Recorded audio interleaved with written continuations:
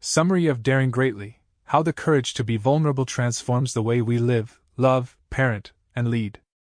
Daring Greatly by Brené Brown. Chapter 1: Scarcity. Looking Inside Our Culture of Never Enough.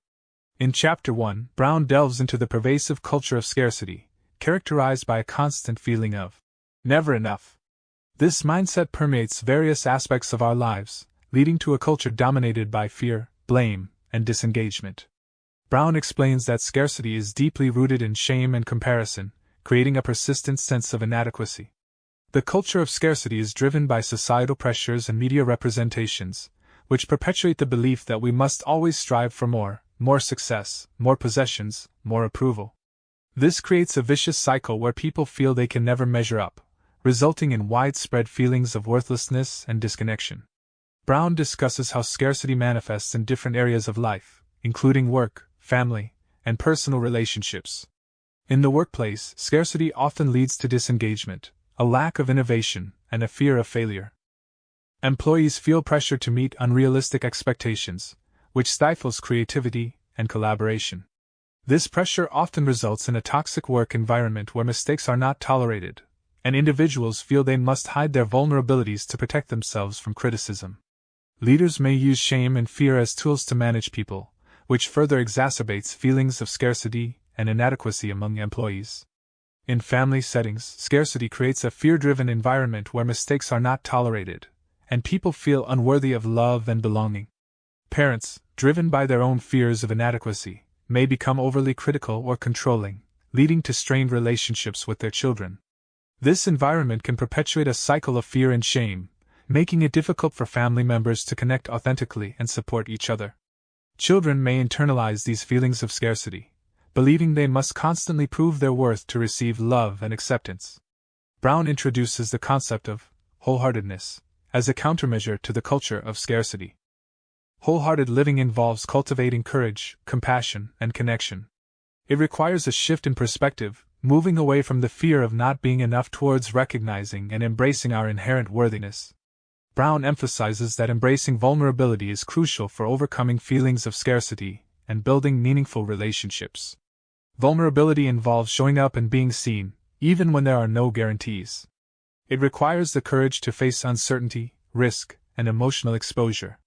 To illustrate the impact of scarcity, Brown shares various examples and stories from her research participants. These narratives highlight how deeply ingrained scarcity is in our lives and how it affects our behaviors and interactions. For instance, she recounts the story of a woman who constantly felt she was not a good enough mother, despite her best efforts. This feeling of inadequacy stemmed from societal expectations and comparisons with other mothers. By learning to embrace vulnerability and accept her imperfections, the woman was able to develop a stronger sense of worthiness and improve her relationship with her children. Brown highlights the importance of recognizing and challenging the societal norms that perpetuate scarcity. She encourages readers to engage in practices that promote vulnerability and connection, such as expressing gratitude, setting boundaries, and seeking joy in everyday moments. These practices help individuals develop a sense of worthiness and belonging, which are essential components of wholehearted living. By cultivating these qualities, people can break free from the constraints of scarcity and create more fulfilling and authentic lives. The origins of scarcity in our culture are traced back to significant societal changes and major events that have heightened our sense of fear and uncertainty. Events such as 9/11, wars, economic recessions, and natural disasters have contributed to a collective trauma, making people more prone to feelings of scarcity. Brown notes that this collective trauma has created a culture where people are more focused on protecting themselves from vulnerability, leading to disconnection and disengagement. This heightened sense of fear and uncertainty reinforces the scarcity mindset, making it difficult for individuals to feel secure and content. To foster a culture of wholeheartedness, Brown suggests several practices that can help individuals embrace vulnerability and develop a sense of worthiness. These practices include 1. Gratitude. Practicing gratitude helps individuals focus on what they have rather than what they lack.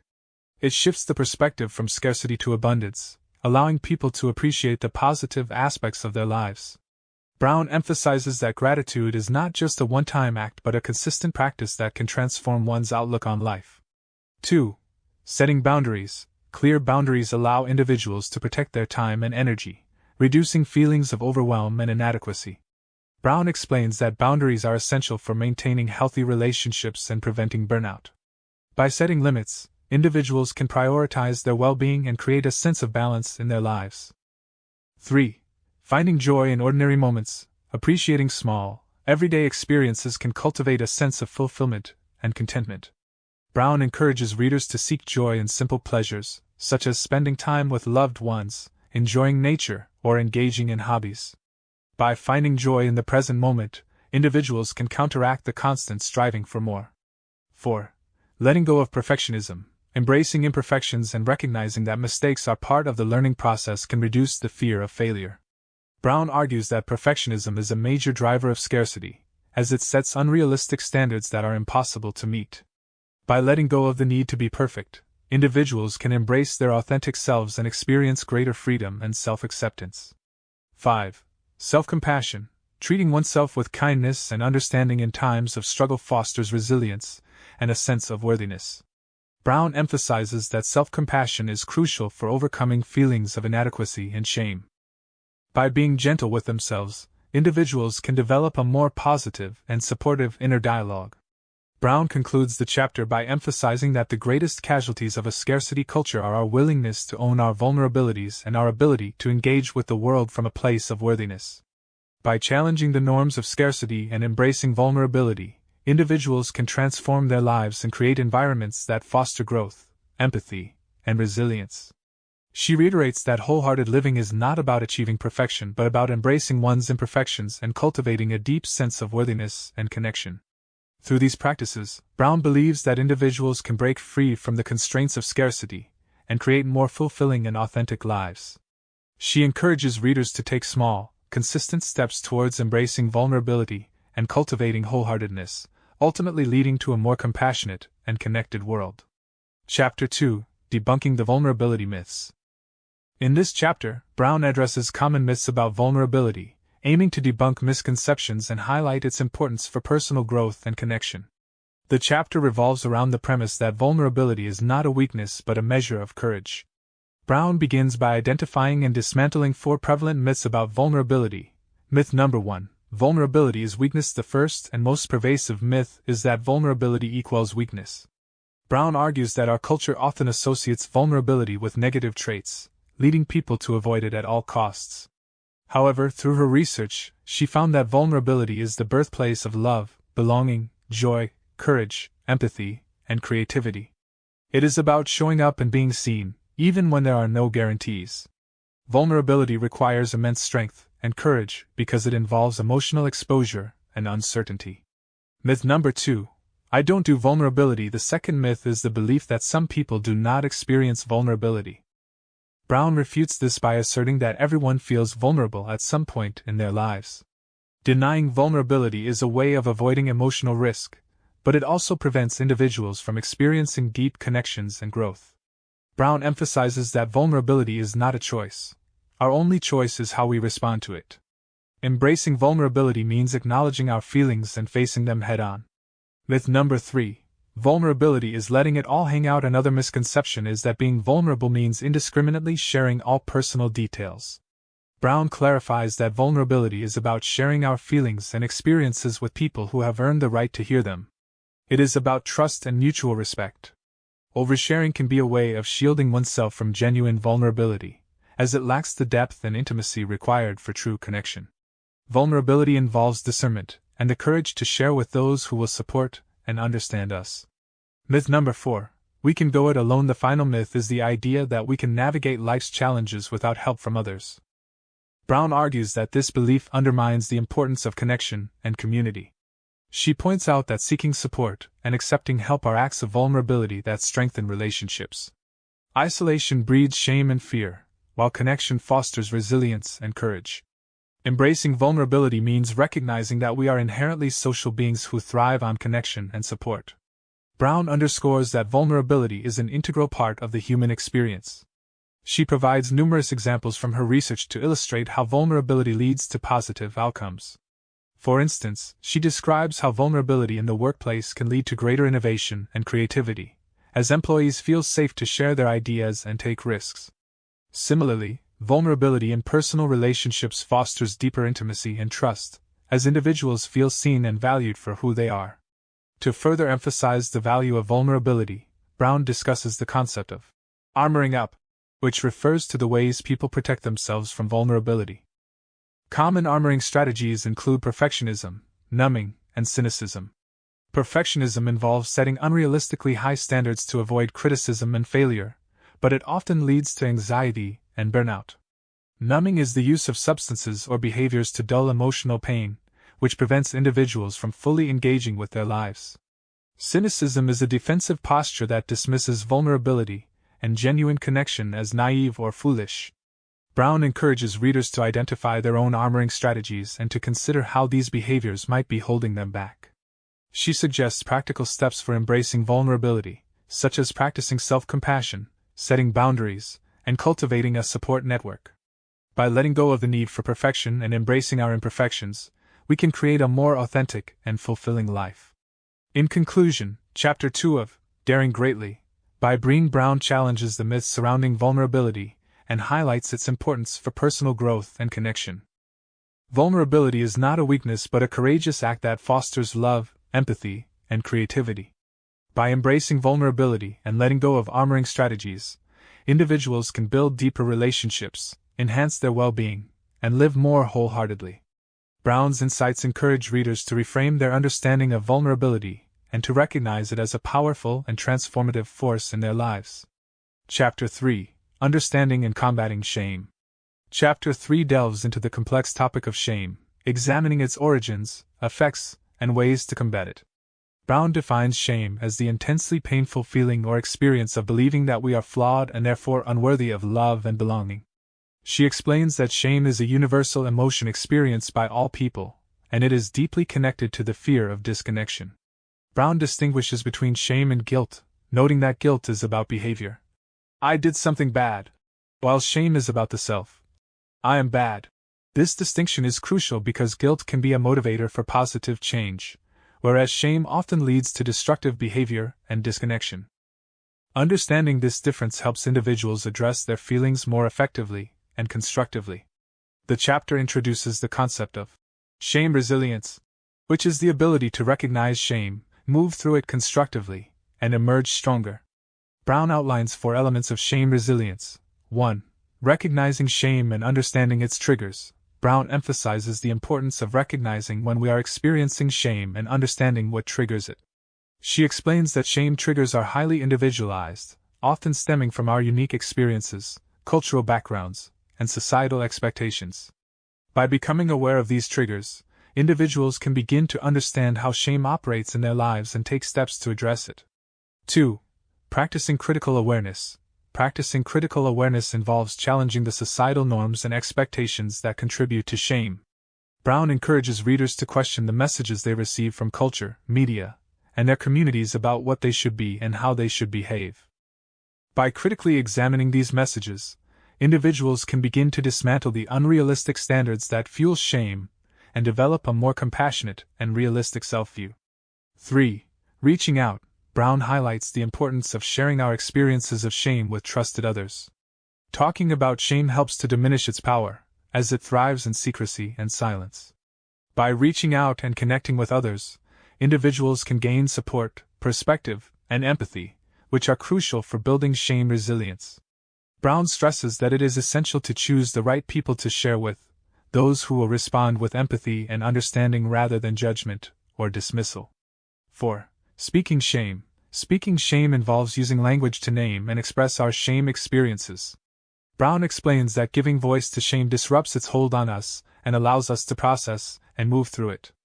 This step requires courage and vulnerability, as it involves confronting painful emotions and exposing our perceived flaws.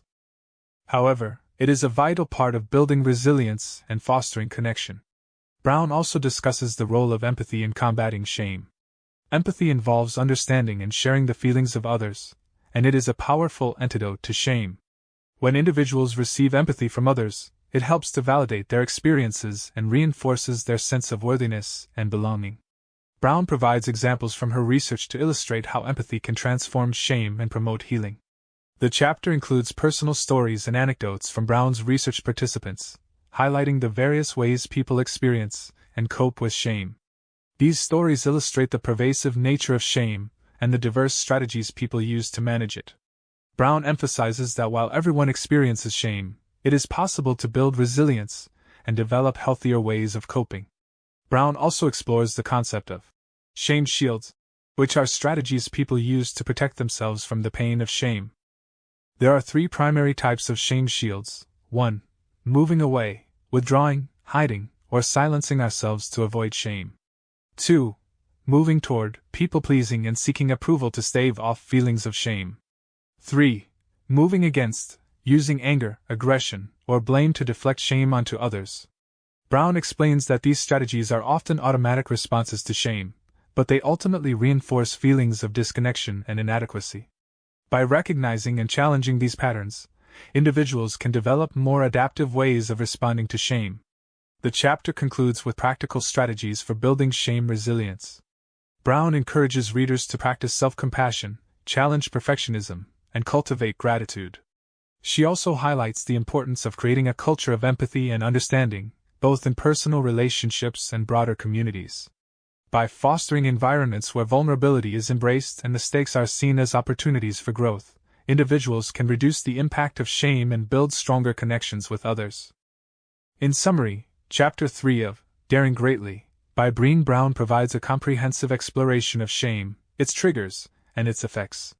By understanding the nature of shame and developing resilience through critical awareness, empathy, and connection, individuals can combat its negative impact and cultivate a sense of worthiness and belonging. Brown's insights offer valuable guidance for navigating the complexities of shame and embracing vulnerability as a path to personal growth and deeper connections. Chapter 4: The Vulnerability Armory. Here Brown discusses the Vulnerability Armory, which comprises the defensive strategies people use to protect themselves from the discomfort of vulnerability. Brown argues that while these strategies might provide temporary relief, they ultimately prevent individuals from experiencing genuine connections and personal growth. Brown identifies 3 main types of vulnerability armor. 1. Foreboding joy. Foreboding joy is the practice of preparing for disappointment to avoid feeling vulnerable. Brown explains that people often dress rehearse tragedy when experiencing positive emotions to protect themselves from potential pain. This defensive mechanism involves imagining the worst-case scenario to brace for impact, but it diminishes the ability to fully experience joy and gratitude. Brown encourages readers to combat this by practicing gratitude, which helps to focus on the present moment and appreciate life's positives without fear. 2. Perfectionism. Perfectionism is another form of armor where individuals strive to meet unrealistic standards to avoid criticism and shame. Brown clarifies that perfectionism is not the same as striving for excellence. Instead, it is a self-destructive and addictive belief system that fuels shame and prevents vulnerability. Perfectionists often fear that showing their true selves will result in rejection, so they hide behind a facade of flawlessness. Brown advises combating perfectionism by embracing self-compassion and acknowledging that imperfection is part of the human experience. 3. Numbing. Numbing is the process of using substances or behaviors to avoid feelings of vulnerability. This can include alcohol, drugs, food, work, or even social media. Brown explains that numbing behaviors provide temporary relief but ultimately block out the full spectrum of human emotions, preventing individuals from living wholeheartedly. She emphasizes the importance of developing healthy coping mechanisms and leaning into discomfort rather than avoiding it. Brown also explores additional forms of armor, including certainty. The need for certainty is a defense against vulnerability. People often seek absolute answers and avoid uncertainty to feel in control. Brown suggests that embracing uncertainty and ambiguity is crucial for creativity and innovation. Using cynicism, criticism, and coolness, these behaviors are used to mask vulnerability and project an image of detachment and superiority. Brown argues that these attitudes prevent genuine connections and discourage risk-taking. Stockpiling hurt. This involves holding on to past hurts and grievances as a way to avoid vulnerability. Brown explains that forgiveness and letting go of resentment are essential for emotional healing and moving forward. To dismantle the vulnerability armory, Brown encourages readers to practice wholehearted living by embracing vulnerability and letting go of defensive strategies. She emphasizes the importance of self-awareness, empathy, and compassion in this process. Brown also highlights the role of supportive relationships in fostering vulnerability and encourages individuals to seek connections with people who embrace and encourage authenticity. Brown concludes the chapter by reiterating that vulnerability is not a weakness but a strength. By allowing ourselves to be vulnerable, we open up to new experiences, deeper connections, and personal growth. She encourages readers to take small steps towards vulnerability, such as sharing their feelings, setting boundaries, and asking for help when needed. These actions, while challenging, can lead to a more fulfilling and wholehearted life. Chapter 5: Mind the Gap, Cultivating Change and Closing the Disengagement Divide. In Chapter 5 discusses the concept of minding the gap, which refers to the space between where we are and where we want to be in terms of vulnerability and wholehearted living. Brown emphasizes the importance of recognizing and addressing this gap to cultivate change and close the disengagement divide. Brown begins by explaining that the gap exists because of the discrepancies between our values and our actions. Many people aspire to live wholeheartedly but struggle to practice vulnerability due to fear, shame, and societal pressures. She emphasizes that understanding and acknowledging this gap is the first step towards bridging it. Brown introduces the concept of disengagement divide, which refers to the disconnection that occurs when individuals or groups fail to align their behaviors with their values. This divide is often seen in various settings, including workplaces, schools, and families. Disengagement leads to a lack of trust, decreased morale, and reduced productivity. Brown argues that closing the disengagement divide requires cultivating a culture of vulnerability, trust, and empathy. To bridge the gap and close the disengagement divide, Brown suggests several strategies. 1. Aligning values and actions. Brown emphasizes the importance of aligning our behaviors with our values. This requires introspection and self-awareness to identify what truly matters to us and to ensure that our actions reflect those values. By living authentically and congruently, individuals can reduce the gap and foster greater connection and trust. 2. Practicing vulnerability. Practicing vulnerability is essential for closing the disengagement divide. Brown encourages readers to embrace vulnerability by taking risks, sharing their true selves, and being open to feedback. This involves letting go of perfectionism and the fear of judgment, and instead, focusing on genuine connection and growth. 3. Creating a culture of trust. Building a culture of trust is crucial for fostering engagement and connection. Brown explains that trust is built through small, consistent acts of vulnerability and reliability. Leaders, in particular, play a key role in modeling vulnerability and creating an environment where employees feel safe to express themselves and take risks. 4. Encouraging empathy and compassion. Empathy and compassion are vital for closing the disengagement divide. Brown stresses the importance of listening to others, understanding their perspectives, and responding with empathy. By fostering a culture of compassion, individuals can create stronger bonds and a more supportive community. Brown also discusses the role of leadership in closing the disengagement divide. She argues that effective leaders are those who embrace vulnerability and model wholehearted living. Leaders who are willing to show their imperfections and take risks inspire their teams to do the same, leading to a more engaged and innovative workforce. To illustrate these concepts, Brown shares stories from her research participants, highlighting how individuals and organizations have successfully bridged the gap and closed the disengagement divide. These examples demonstrate the power of vulnerability and authenticity in creating positive change and fostering deeper connections. Brown concludes the chapter by emphasizing that closing the disengagement divide is an ongoing process that requires commitment and effort. She encourages readers to take small, incremental steps towards vulnerability and to seek support from others on their journey. By embracing vulnerability and aligning their actions with their values, individuals can bridge the gap, close the disengagement divide, and live more wholeheartedly. Chapter 6: Disruptive Engagement, Daring to Rehumanize Education and Work. Brown addresses the need to rehumanize education and work by fostering environments that prioritize vulnerability, empathy, and connection. She argues that the current culture in many educational and professional settings often stifles creativity, innovation, and engagement due to a lack of vulnerability and trust. Brown begins by discussing the impact of shame and fear in educational and workplace environments. She explains that these settings often use shame as a tool for control and compliance, which leads to disengagement and a lack of innovation. In schools, for example, students may fear making mistakes or asking questions, leading to a culture of conformity rather than creativity. Similarly, in the workplace, employees may fear taking risks or expressing their ideas, resulting in a stagnant and unproductive environment. To rehumanize education and work, Brown suggests several strategies. 1. Creating a culture of belonging. Brown emphasizes the importance of creating environments where individuals feel a sense of belonging. This involves fostering inclusive cultures that value diversity and encourage open communication. In schools, this means creating classrooms where students feel safe to express themselves and take risks. In workplaces, it means building teams where employees feel valued and respected. 2. Encouraging vulnerability. Encouraging vulnerability is key to rehumanizing education and work. Brown explains that vulnerability allows individuals to show up authentically, share their ideas, and take creative risks. In educational settings, teachers can model vulnerability by admitting when they don't know something and by encouraging students to learn from their mistakes.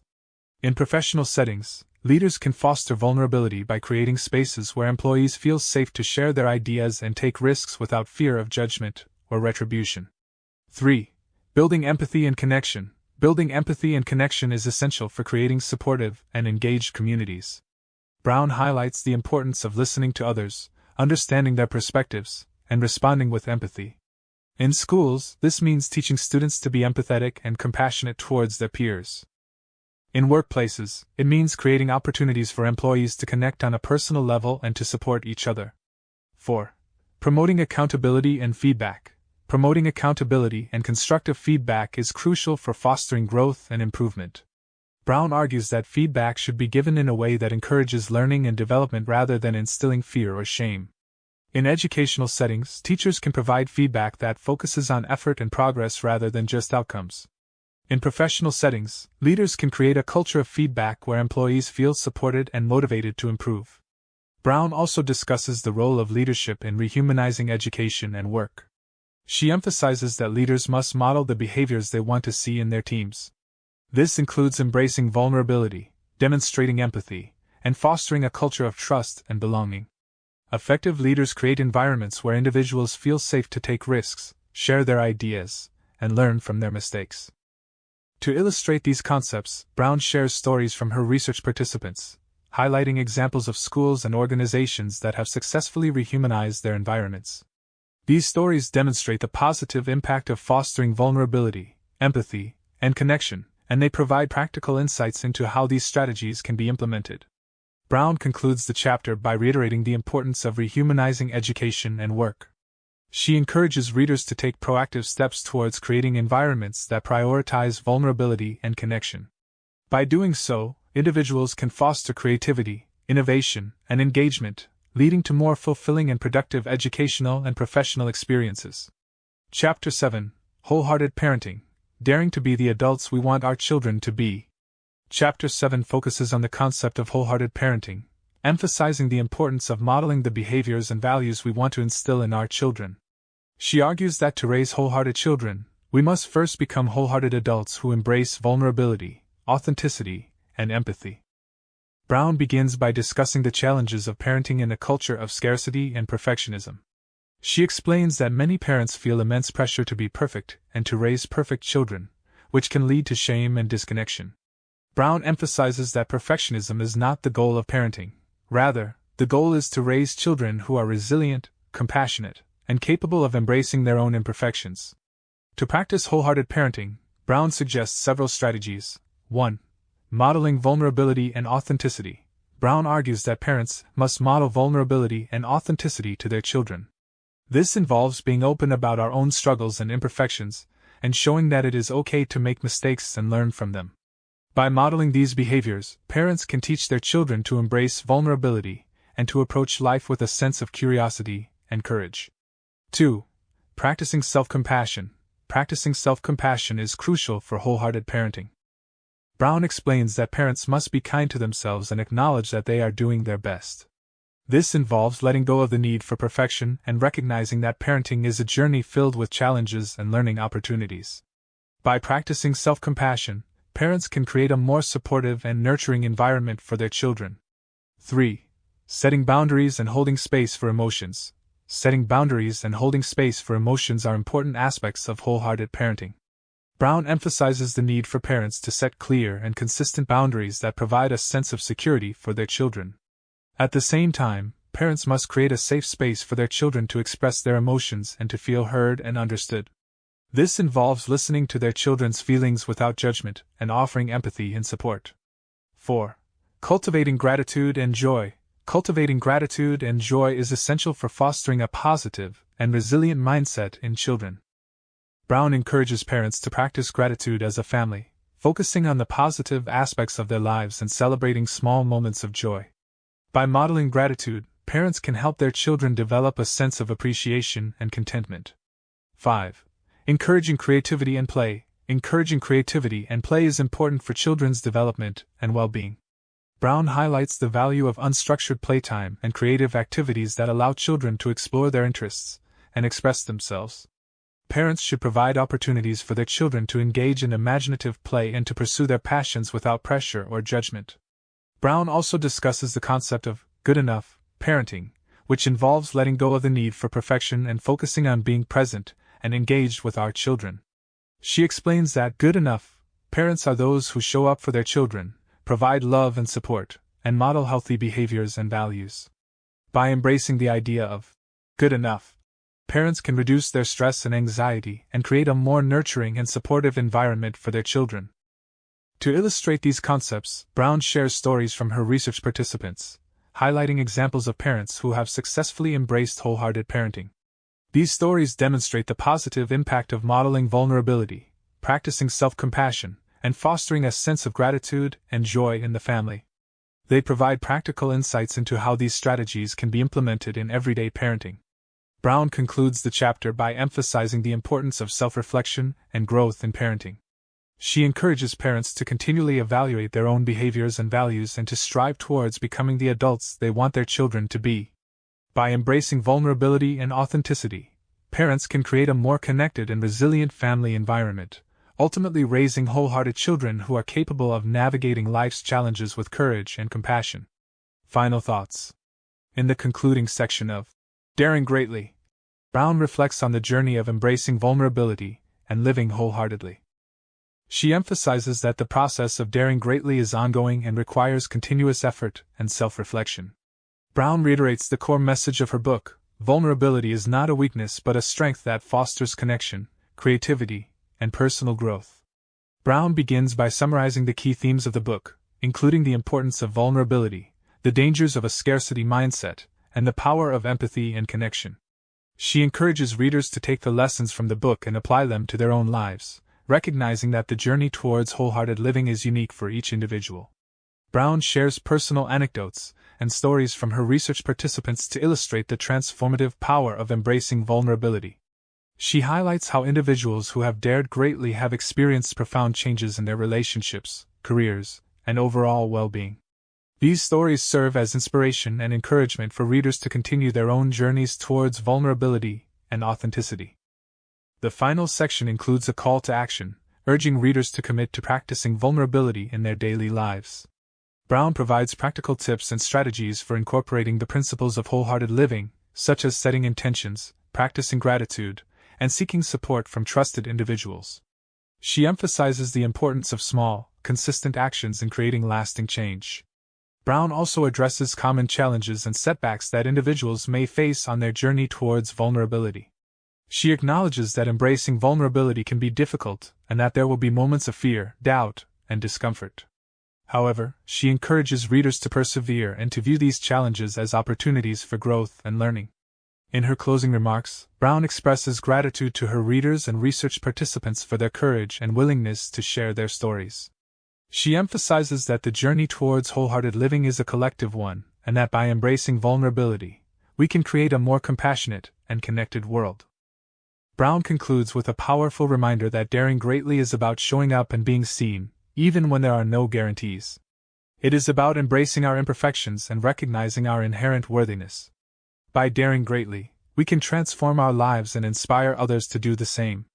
Appendix: Trust in Emergence, Grounded Theory and My Research Process. In the appendix, Brown provides an overview of her research methodology, known as grounded theory, and explains how it has shaped her work on vulnerability, shame, and wholehearted living. Brown outlines the principles of grounded theory and describes the process she followed to gather and analyze data for her research. Grounded theory is a qualitative research method that involves collecting and analyzing data to develop theories grounded in real-world observations. Brown explains that this approach allows researchers to explore complex social phenomena and to generate insights that are deeply rooted in participants' experiences. Grounded theory emphasizes the importance of flexibility, openness, and iterative analysis, enabling researchers to adapt their theories as new data emerges. Brown describes her research process, which involved conducting in-depth interviews with a diverse group of participants to explore their experiences with vulnerability, shame, and resilience. She explains that her research was guided by a commitment to understanding the human experience from multiple perspectives and to honoring the voices of her participants. Brown emphasizes the importance of building trust and rapport with participants, as well as maintaining ethical standards and confidentiality throughout the research process. The appendix includes a discussion of the key themes and patterns that emerged from Brown's data, highlighting the central role of vulnerability in fostering connection, empathy, and personal growth. Brown explains how these findings informed the development of her theories on wholehearted living and shaped the content of Daring Greatly. Brown also reflects on the challenges and rewards of conducting qualitative research. She acknowledges the emotional intensity of her work and the importance of self-care and support from colleagues and loved ones. Brown emphasizes the value of collaboration and the contributions of her research team, who played a crucial role in analyzing data and developing insights. The appendix concludes with a call to action for researchers and practitioners to embrace grounded theory and to continue exploring the complex and nuanced experiences of vulnerability and resilience. Brown encourages readers to remain open to new insights and to trust in the process of emergence, recognizing that meaningful change often arises from the courage to engage with uncertainty and complexity. Practicing gratitude. In the section on practicing gratitude, Brown emphasizes the importance of gratitude as a foundational practice for wholehearted living. Brown explains that gratitude is a powerful antidote to the scarcity mindset and a key component of resilience and well-being. Brown begins by discussing the difference between feeling grateful and practicing gratitude. She explains that while feeling grateful is a spontaneous emotional response, practicing gratitude involves intentional actions and habits that cultivate a grateful mindset. Brown emphasizes that practicing gratitude is a daily commitment that requires conscious effort and reflection. Brown outlines several practical strategies for incorporating gratitude into daily life. 1. Gratitude journaling. Brown suggests keeping a gratitude journal to regularly reflect on and record the things we are thankful for. Writing down moments of gratitude helps to reinforce positive experiences and to shift focus away from what is lacking. 2. Gratitude rituals. Brown encourages readers to create rituals that incorporate gratitude into their routines. This can include family practices such as sharing something positive from the day during dinner or expressing gratitude before bedtime. 3. Mindful gratitude. Practicing mindful gratitude involves paying attention to and appreciating the present moment. Brown suggests taking time each day to notice and savor small, everyday experiences, such as enjoying a meal or spending time in nature. 4. Gratitude in adversity. Brown emphasizes the importance of finding gratitude even in difficult times. She explains that focusing on what we can be thankful for, even in challenging situations, helps to build resilience and to maintain a positive outlook. Brown also discusses the benefits of practicing gratitude, including improved mental and physical health, stronger relationships, and increased life satisfaction. She shares stories from her research participants who have experienced transformative effects from incorporating gratitude into their lives. This section concludes with a call to action for readers to commit to practicing gratitude and to recognize its power to enhance well-being and foster a sense of abundance. Brown encourages readers to start small and to build their gratitude practice over time, ultimately creating a more positive and fulfilling life. Thank you for joining our quest for infinite growth.